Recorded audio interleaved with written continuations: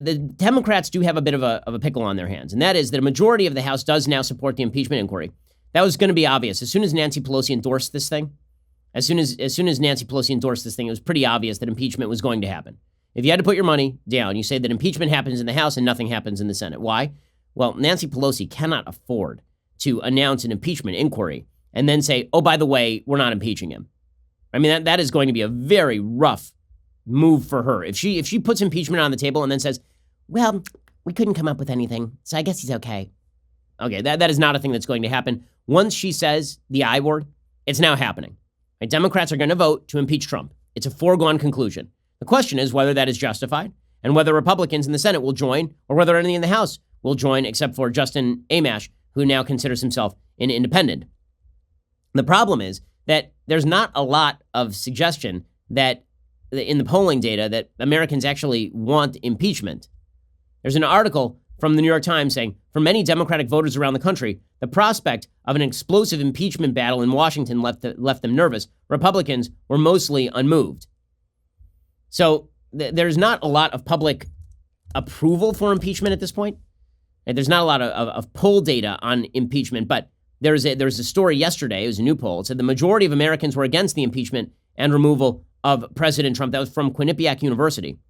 4% of Republicans and 73% of Democrats support impeachment. However, overall, the majority of Americans do not support impeachment. The overall numbers, 57% no, 37% yes. Now, of course, Democrats want Trump impeached because they're Democrats.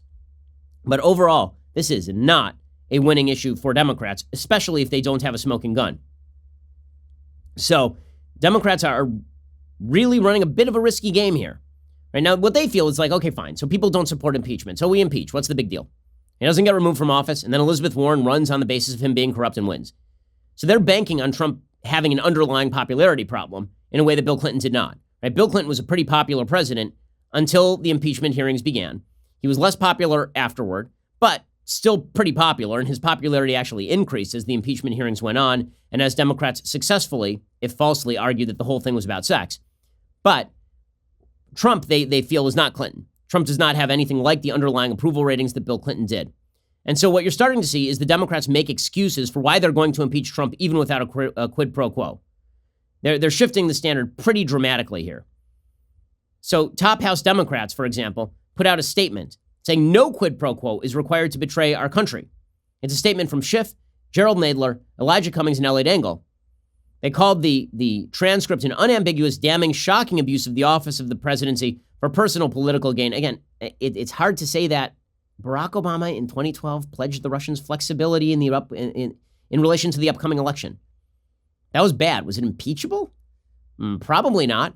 Because maybe Obama wanted flexibility for the Russians from a sort of defensive standpoint because he thought it'd be good for the country.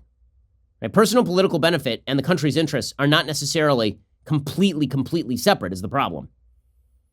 Okay, the statement continued, let us be clear, no quid pro quo is required to betray our country. Trump asked a foreign government to interfere in our elections. That is betrayal enough.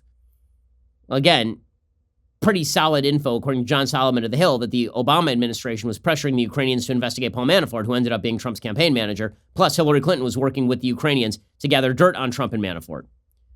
Nonetheless, you're seeing the Democrats shift their standard because they know that they now have to impeach. They've gone too far not to impeach, and they don't have the goods. So instead, they're shifting the standard. So you got Neil Katyal, the acting Solicitor General in the Obama administration. He has a piece in the New York Times today called Trump doesn't need to commit a crime to be kicked out of office.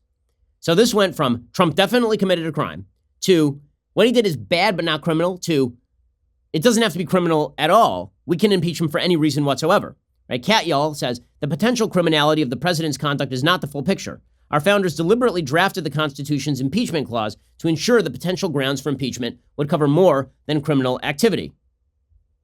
He says this is brazen conduct. It took place the day after Robert Mueller testified in Congress, perhaps when Trump felt liberated from the shadow of the Russia investigation.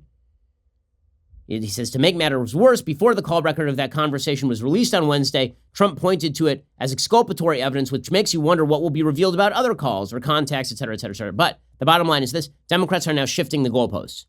I hope you enjoyed that clip from The Ben Shapiro Show. If you did, go ahead and hit the subscribe button so you stay up to date on all our future content.